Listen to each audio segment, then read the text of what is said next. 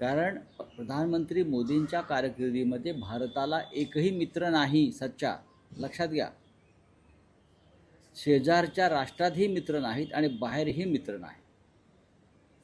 जे मित्र होते ते आपण गमावलेले आहेत. अशा वेळेला मोदींना राज्यांच्या मुख्यमंत्र्यांशी बोलावं लागतं आहे. पण 27 दिवस का लागले? ज्या दिवशी युद्ध सुरू झालं त्यानंतर परिस्थिती हाताबाहेर गेली, बिघडत गेली, तेव्हाच त्याने सर्वपक्षीय बैठक दिल्लीत बोलवायला हवी होती. त्या बैठकीला त्याने स्वतः उपस्थित राहायला हवं होतं.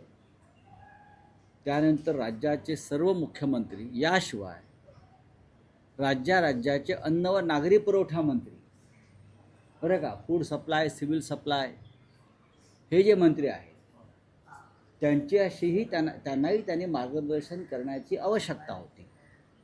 आपण देशाचे नेते आहात.